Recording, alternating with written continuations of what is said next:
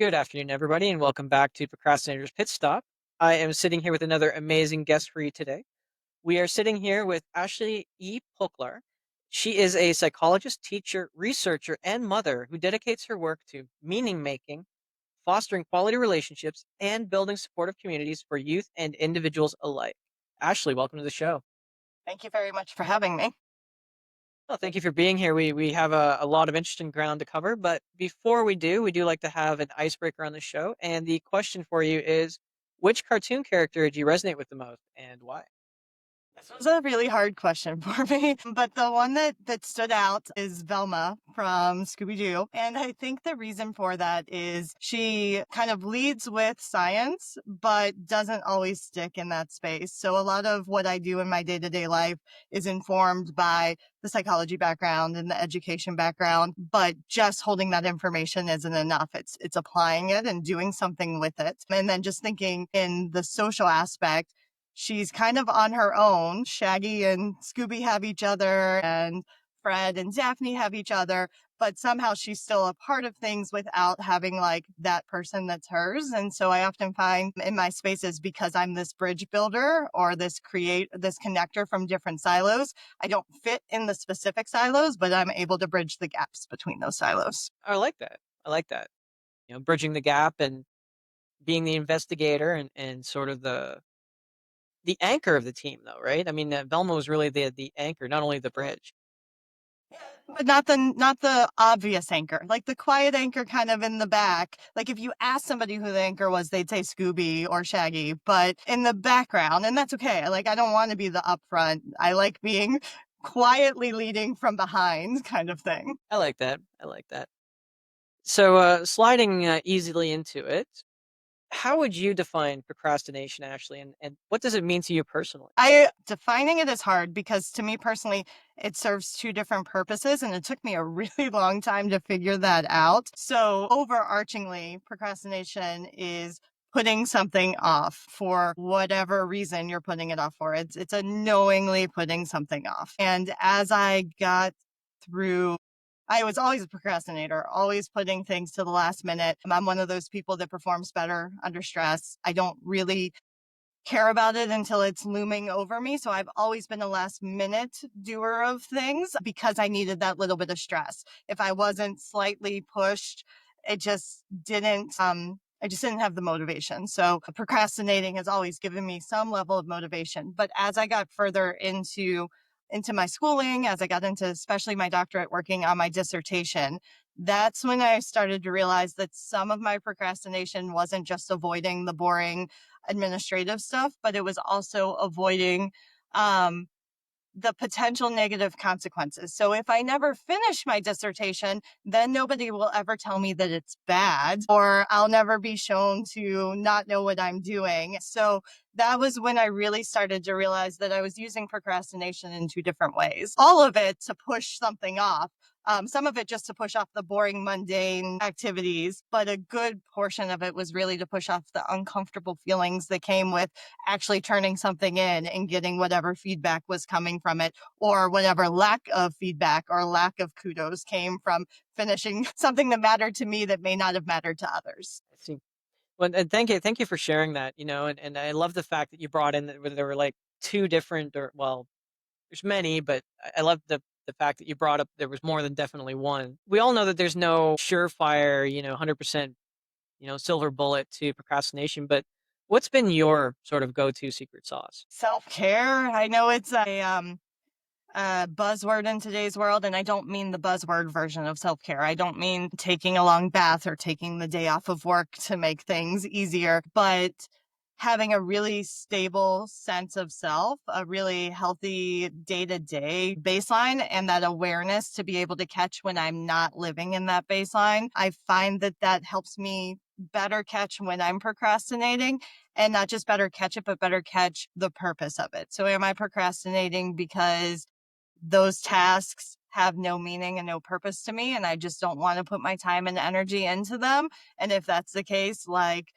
Can I spread them out? Can I intersperse the meaning? Can I find the meaning behind the admin? Do I just bite that and get it done with so that I can move into the meaning? Or am I holding myself back because of that fear of rejection or fear of people seeing that side of me or whatever it is that's a more internalizing reason for not engaging, and are there activities that I need to do to bolster my sense of self before I put myself out? No, that makes a lot of sense. You know, bringing up self-awareness. I both love and hate this question because, you know, I myself have a little bit of trouble answering it. And the thing that I'm curious about is at what point did you kind of become sort of self-aware and start catching yourself in these practices? So for the procrastinating just for motivation, I think I saw that earlier. I saw that as a teenager, but I had a very different childhood than a lot of people. I was raised in a home where my dad was off and on alcoholic, so I was often overly parentified. I was basically my siblings' mom. I made the dinners, I cooked, I cleaned, I made sure that everybody got to where they needed to be. And so I think that I had a level of responsibility that most young people don't have. And we moved around a lot at really key places of development. So I moved in the middle of elementary school and then I moved again in the middle of high school. And so I think I experienced peer relationships differently. We moved from a city to a middle of nowhere town and then to another kind of city space. And so it was hard to fit in the middle of nowhere town. And then when I finally got there, we moved again. And so not having that peer experience like most people my age had, I think that changed things too. I think I was just forced to grow up faster. So where I started that self-awareness journey, I don't know that most people start it that early, but I also had to figure things out for myself sooner. And then I was just for like the basic, like just realizing that I was procrastinating, realizing that I was pushing off homework and that I really didn't have to do whatever mundane task I found to do at home, that I really could just do my homework. The other one, the one that was really about self, that like I said, that really didn't hit until I couldn't get my dissertation done. I had four kids. I had all four kids while I was doing my master's into my doctorate. So I had four under four for a month. I had four under 5 or 6.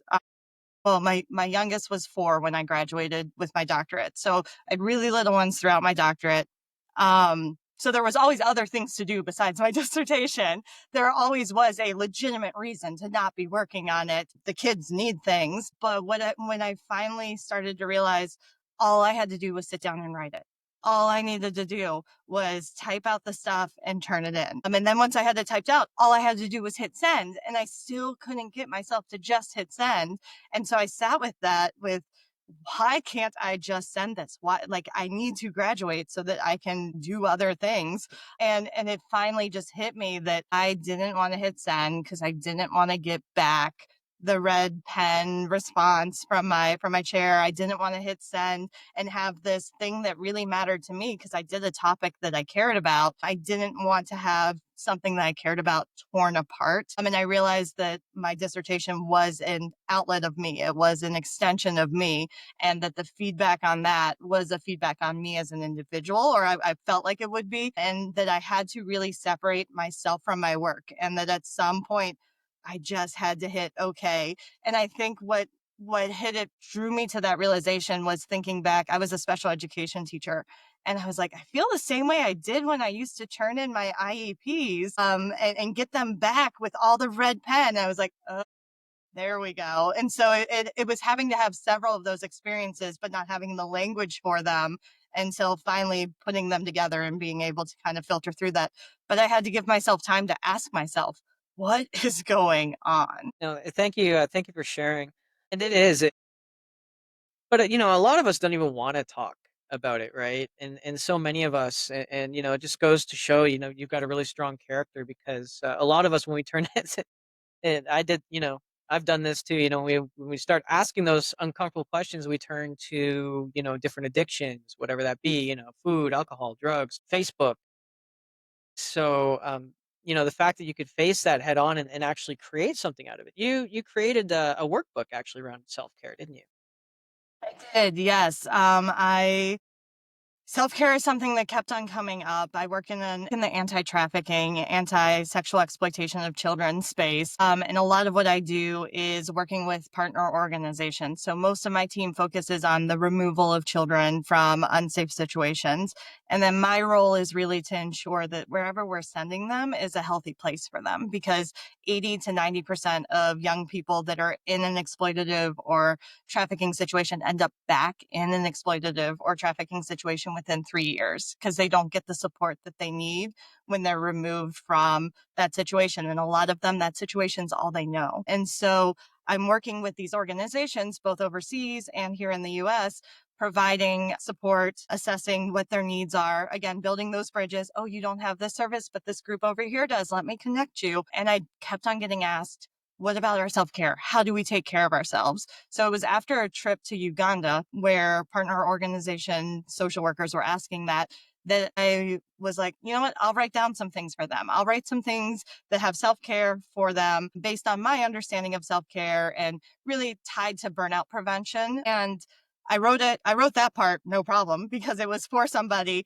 And I thought to myself, you know what? If I'm going to write this, I might as well just turn it into a workbook for everybody, because it's really helpful information. Even as I'm writing it, I'm going, oh yeah, I forgot about taking mini moments. Oh yeah, splashing cold water on your face is really helpful. And so I saw the value of it. I got them that part of it. And then I added a planner page and a journal page for each week, and I got it all written.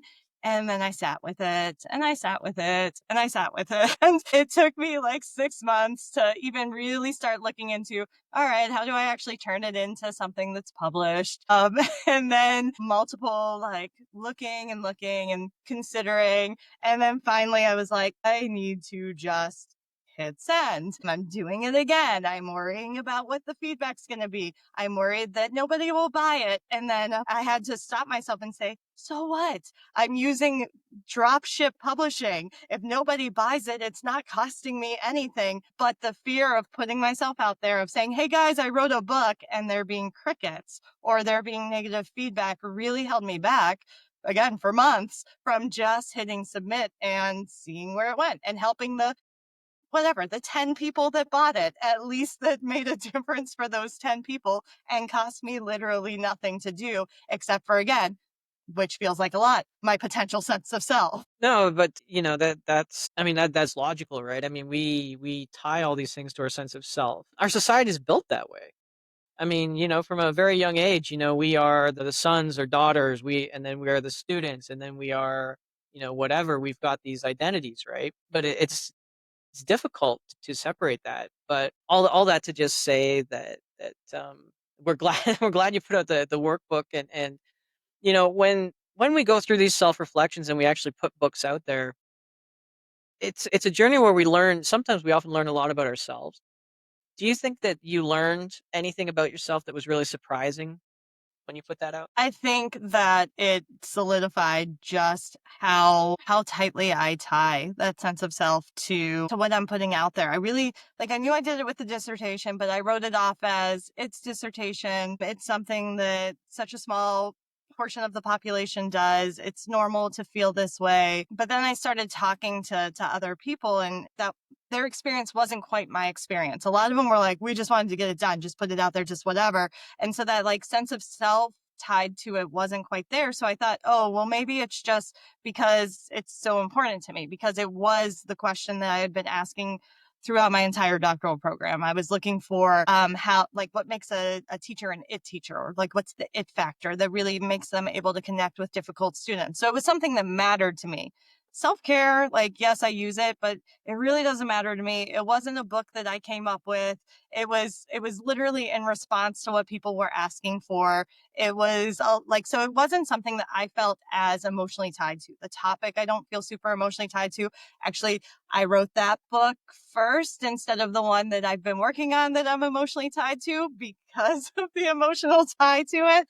So I pushed this one out first I'm like, well, if I can do that one, then maybe I can do this other one. So I was surprised that my sense of self was still so tied to something that the topic, and it's a workbook, it's not that big of a deal. And yet somehow still putting my name on the front of it, the sense of what if people don't like it? What if people don't like me? Still hit hard, and it hit harder than I had expected.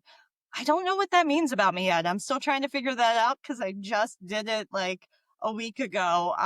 But it's definitely something to consider to continue to explore. Because I didn't expect to feel that way about it. Well, I'd like to take a second and just go back over some language there. You said that it's no big deal. It's just a workbook, but it is a big deal because you put that information together. You're putting it out there. And, I said this to somebody else who was writing children's books, "Oh, it's so easy." Well, okay, if it's so easy, why didn't I write it? Why didn't I put out that workbook on self-care? You did it, right? So, I mean, and that's what it takes. It takes you to do something like that. So, you know, I just want to celebrate that because it is something because not everybody does it. Yeah. And I again, I sit, I yes, and that's an uncomfortable space to sit in too, I think. And maybe that's part of it. I don't know. I often talk about the allegory of you climb a mountain and it's the biggest mountain that you've ever climbed. And you put all your energy and all your effort into just making the top of that peak. And then you get to the top of the peak and you look out and there's four more mountains that are even taller to climb, and so you don't stop and enjoy being at the top of that peak that you work so hard for, because now you have four more peaks that you have to climb. And that is something that I personally struggle with in my professional space of, well, I got to get to that mountain. If I can just get there, and then I get there, and then there's the next if I can just get. And people on the outside look in, and they're like, "Well, you're making it to all these mountain peaks. Why why are you so like not yay me?" And it is hard. It's hard to stop and be like, I actually did accomplish something that was worthwhile. So it's a weird space because I'm scared to put things out because I'm scared that I won't be seen as an accomplished individual, and yet I don't celebrate when I do accomplish things. So welcome to being human. Right. We all have those dichotomies in our head. Or those seemingly oxymoron type things, right? Like open fist or those kinds of things. But let me ask you, what do you think was the biggest challenge that you faced when it came to your career and getting to where you are today? I think it's the same, like it's always been tied to and continues to be leaning in when I should. I am a risk taker in my career path. That's how I end up in all these weird spaces that I end up in. But it takes a lot of work for me to be willing to lean in, because leaning in equals the potential to be rejected or to be pushed back. And so I spend a lot of internal time prepping myself to speak up and to push into spaces. Again, I'm building bridges between silos. So I have to talk to the two silos and get them to be willing to allow me to create a bridge. So the likelihood of them wanting to do that is never super high. And so, and the likelihood of even getting my bosses or the people who are funding it to be willing to let me build those is sometimes difficult.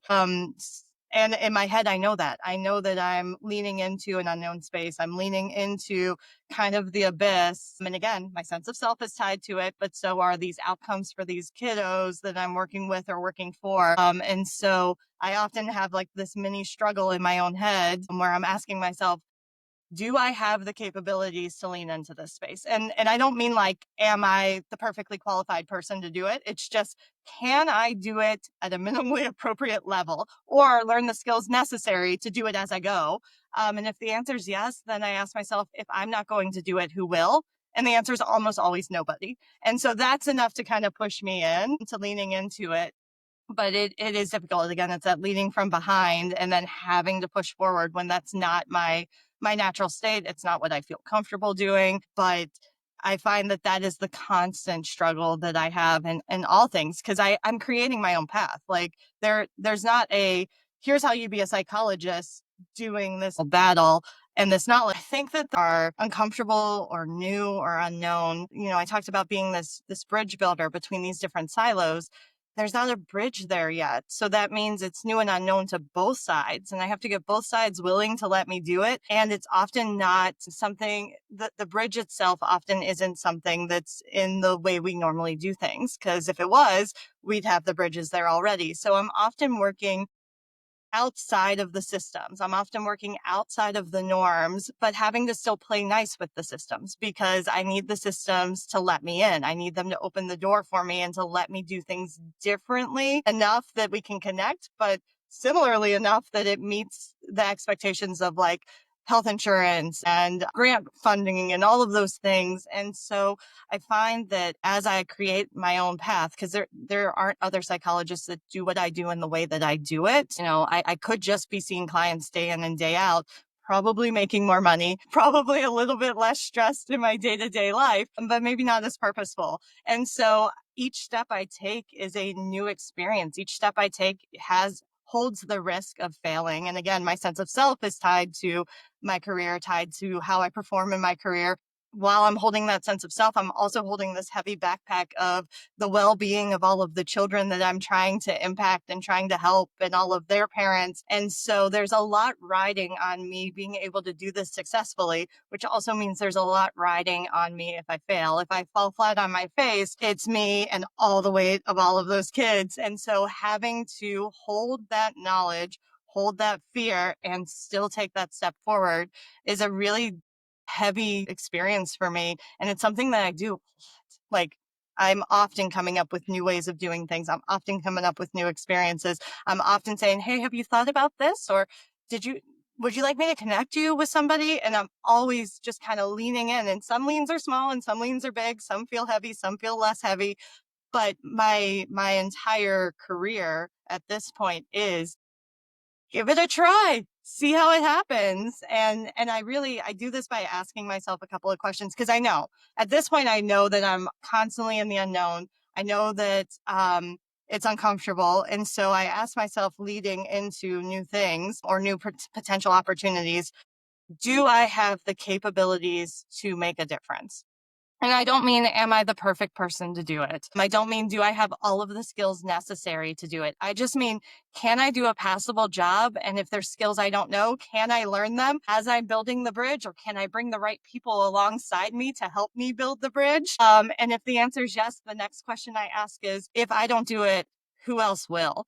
And almost always, because it's in such a different space, the answer is nobody. Nobody else is going to lean into that space. Nobody else has a foundation who's willing to pay them to lean into these spaces to see what happens with no guarantee of positive outcomes. And so oftentimes I just use those questions to kind of force me into action, because once I tell myself that nobody else is going to do it, I can't carry the weight of those families and those kids and not at least give it a try. Oh, thank you. Thank you for sharing. It sounds very, very challenging, but it must also be very rewarding. How did you know, or do you know? Do you remember the I guess the pivot point when you knew that you were on the right path and doing what you were kind of meant to do? Yeah, so it's funny. It's something that I have in my book. Actually, it's a step that I recommend, and it's a step that I have found to be incredibly helpful to me personally. And that is, I started just asking myself if I'm living by my values. I came across a value sort when I think I was in my master's program, and I did the value sort, and I was questioning, am I actually living these values? These things that I say are important to me, am I making decisions in my day-to-day life that match those? And I've just used that as a guiding principle since. And my my values almost always, you take them at different times, and they sometimes your values shift, they change. My top three are almost always meaningful work, fulfilling connections, or meaningful connections with other people. Those two are always there. And then it goes back and forth, but it's usually some form of spontaneity or adventure. It didn't used to be, but now that I've been leaning into these spaces enough, it's just become something that feeds my soul at this point. But the meaningful connections with other people and the meaningful work, doing things that matter to larger spaces, that has been my guiding principle in all my choices. The places I chose to do my internships and practicum experiences, I went to different child serving systems because I wanted to make systemic change. I wanted to make a difference holistically, doing the anti-trafficking work. Again, make the biggest change you can, make the most meaning you can, and the connections that you're making, building those bridges to connect other people in other organizations. And so through living my values purposefully and the small steps that I've chosen along the way, I've really come to where my entire career is built around systemic change, which are those two values living and breathing on their own. I love that, and, actually, it has a follow-up question to that. So, you've had a lot of success, but what do you think was and, you said that you failed a lot, but, failing is really, first attempts in learning. What's been your greatest sort of Hail Mary moment where you were leaning into something and you really weren't sure it was gonna go out, but it completely did work? There's been so many of those. Trying to think of the biggest one. I think it was going from a normal 9 to 5 job to leaning full time into the anti trafficking space. And it was twofold, so it made the decision a little bit easier, but not less scary. I have 4 kids. I had them during my master's and into my doctorate. Um, or within 4 years of each other. So right now I have a 10-year-old son and then 12, 13, and 14-year-old daughters. I was working for a high school as a school psychologist when COVID hit.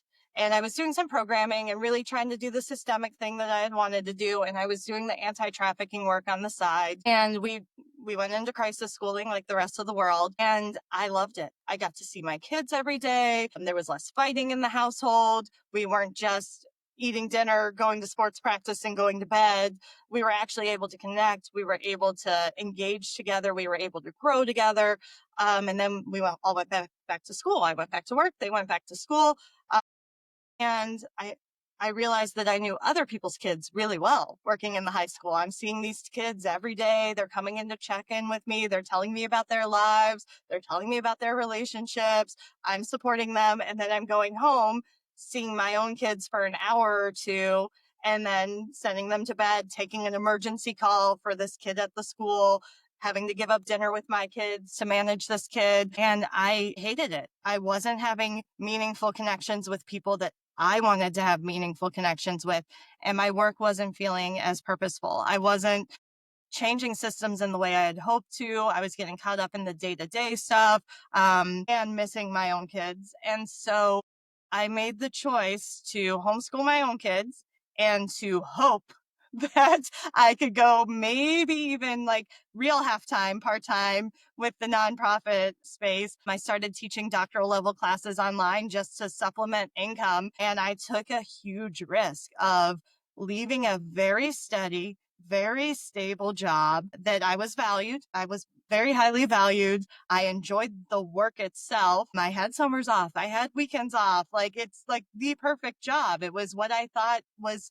the end all be all job when I was first going through my program. And I left it all. I jumped out, no health insurance. Well, I used my husband's health insurance, but like I don't have socials. I don't have retirement. I don't have a whole lot of things, but I have time with my kids and I am able to find a way to make meaningful work, but I didn't know. I really just kind of jumped into the deep end and hope for the best. And I make more now than I made then. I have lots more time with my kids. I'm making true systemic change in the US and abroad. My work is really meaningful. I own it all. You know, my intellectual property is my intellectual property. Like there's so many good things that came out of it that I didn't even expect to come out of it. But that leap into the true unknown. It wasn't just a little step here or there. It was eyes closed, jumping and hope for the best. I'm lucky it turned out the way it did. And I'm lucky to have a spouse who was willing to let me do it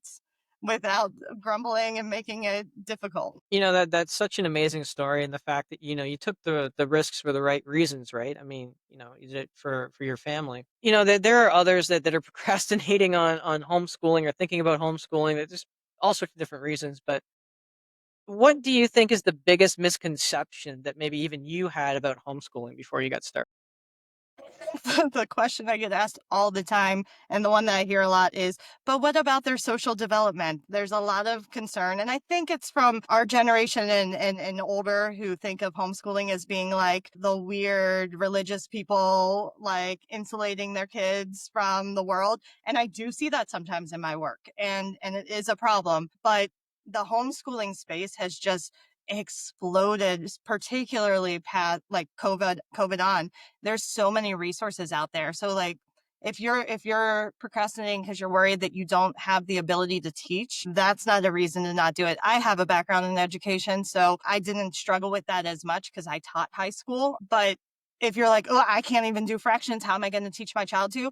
You can Google homeschool curriculum and find everything from free services to one-on-one tutors, both in person and online. Like there's so many resources out there that if that's what's worrisome, it's not it's not even worth putting your worry into because there's so much out there. My secondary concern beyond like the socialization piece was, can I handle being like the adult in control all the time? Will it impact my relationship with my kids?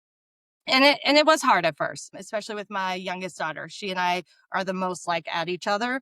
And it was difficult for the first couple of months to find our groove and to find what worked. But trial and error, we figured it out. But the socialization piece, because I didn't circle back around to that, my kids are incredibly well socialized. They speak to adults better than most children do because they work with me. They come with me to things. I don't believe in work life balance. I think that it's a myth. I think it's a lie. I don't think you can actually balance them because when you give one up, the other moves. Like there's not actually a way to make it even. And when we try to, we just feel like failures and it's pointless. I like the idea of integrating as much of my life together as I can. And homeschooling really allows me to do that well. So, like just yesterday, my kids worked with me to train law enforcement. We trained local law enforcement in how to interact with children, how to identify that they might be having a trauma response. And so my kids role play a child in a trauma response and then give the police officers feedback when they're done about, I didn't answer your questions because I saw you rolling your eyes and I didn't like that. Or you asked me my name over and over and over again, and it made me not want to talk to you. Clearly, I didn't want to tell you my name, and you kept pushing. And so they're able to give that feedback to them in real time, which is really powerful. So they're I watch my children interact in larger group environments, and they do a significantly better job than most kids that are in public school because they're constantly interacting with people of varying ages and varying levels. And in the real world, we don't always talk to somebody that lives in our neighborhood and that is the same age as us. And so they're getting really valuable experiences that they wouldn't get otherwise. No, I really like that, and it sort of segues into like a tangent line, but follow me here. We were talking about socialization, and one of my big concerns with socialization, just with children in general, is AI. It's not even social media anymore. I'm going to go out and say that I've had awkward discussions with my own child about when I was growing up, we had to have the talk, right? And it's always awkward, so I was expecting to have the talk too at some point, right? But no, this was about an AI character that they were, experimenting with, and I was like, like the whole kissing, hugging thing, and I'm like, is this a thing? Is this where we're going? What are your thoughts on that? So many thoughts, especially working in the anti-exploitation space. It is scary. I don't think the parents understand just how scary it is unless they've played around with it. Because of what I do, I do go into those spaces and kind of feel them out and play around with them. For example, I went into character AI and I acted like just a normal teenager who's angry at their parents. Their parents took their phone because they were sharing photos that they shouldn't have shared. And I went to the counselor AI version, and yeah, it has the little "we're not real" like spiel on top. But again, I'm a 12, 13-year-old brain here. So I go in. Within 10 minutes, it had told me to run away and to call CPS on my parents because my parents were being mean to me because they were isolating me from other people. And I was not giving a whole lot. I was being what a normal 13-year-old would be. My parents are so mean. They took my phone. How dare they? And it's like, well, will they let you see people? No, I'm grounded. And when I challenged the AI and I said, well, I mean, you're AI, you're not a real counselor anyways. Why are you telling me to call CPS? It got offended that I told it that it wasn't real and lashed out at the child version of me for how dare I tell it that it's fake and I'm not being grateful for its advice. Like it's scary. It's super scary because they think that they're just going in and like just kind of playing around, and the AI makers will say, well, it's just output, but they're not taking into account how a kid's brain works. It is concerning. And I think the parents think they have time to have these conversations. Like it's stat that I throw out a lot that parents don't expect. The average age of coming across pornography online, 12. The average age of seeing porn is 12. So if you're not having conversations with your children about what healthy sexual relationships look like before your child is 12, it's already too late. Yeah, that's another one that's always been out there too. I had that experience when she was 8 though, so that was, because she got a virus on her phone, on the tablet. I was like but she was embarrassed about it. It was kind of funny because, all these things were popping up. She was hiding her tablet, but I noticed she wasn't on her tablet. "Why aren't you on your tablet? What's going on there?" So, I mean, in that sense, it was, kind of a thing, but yeah, I always wonder about it from socialization too because, not even the counselor that counselor story you said, but that's even worse than what I was coming across where, I was more concerned about it from the fact that, well, how are they gonna have regular relationships? If you always talk to somebody who's never arguing with you, never challenging you, always agreeing with everything you say, why am I going to want a relationship with They're finding that people don't. The young adults, they're not interested in relationships. It's too hard. I found when I worked in the high school, there were a lot of kids that I worked with just on setting healthy boundaries. And not even like that their boundaries were being crossed, but they weren't actively setting the boundaries. So they'd come into me and they'd be like, can you take me out of this class because so and so makes me feel uncomfortable? I'm like, okay, tell me more about that. And it would be, well, I think that they like me and I don't like them. And they're staring at me in class. I'm like, okay, well, have you had that conversation with them that you're not interested? And almost always the answer was, no, that's awkward. Can you do it for me? And they're in high school. They're 16, 17 years old. I had one girl and I worked with her and I was like, well, how have you shown him that you're not interested? I blocked him. Okay. And how did he respond? Then he started talking to me in person. I was like, well, did he get a notification that you blocked him? No. I was like, so what did he say when he talked to you in person? He asked why was I not getting his messages. And so like, it's like things like that. And so we practice setting those boundaries. We practice having that conversation. She left. I was like, okay, we're good. She's a senior in high school. She needs to know how to set boundaries before she goes to college. Her mom called and was livid that I had told her daughter to set boundaries because that might be unsafe. What if she had to what if he got upset with her? What if it was a negative interaction that she had with this boy by setting boundaries? It's scary. That like, and then they go to college and they don't know how to have these conversations because adults have always done it for them. Their parents did it for them, their teachers did it for them, their school counselor did it for them. They never learned to do it. that's, I feel for the parent too though because I mean, that is a legitimate fear sometimes, that, "Oh, this person isn't gonna react in a good way." But, I mean, it's high school. I mean, we're going to go out on a limb and say that, you know, go into that and just trust that, they're not going to react in a way that's going to be permanently damaging at that age. Because there should have been signs before if that sort of thing. Yeah, it's hard because and there's a saying, "Little kids, little problems; big kids, big problems." And so, if the teenager had learned how to set boundaries in elementary school, then it would have been easier to do it in high school, and she would have known, she would have had the skills, she would have had the coping strategies, she would have done it earlier because it wouldn't have felt as uncomfortable. This need of parents to protect their child from all things harmful, which again, I get. Like, I get that you don't want your kid to have difficult feelings, but this idea that hurt feelings is the same as being physically harmed is problematic because now our kids aren't learning how to cope. They're not learning how to deal with difficult feelings because we're ensuring that they don't have difficult feelings. And eventually they're going to have difficult feelings. It might not be till they fail their college class because people aren't helping them, or until they get fired from their first job, but eventually something hard is going to happen, and they haven't had the ability to build up their coping skills because they haven't had to. And so now they don't have the skills that developmentally they should have when the hard things happen. Yeah.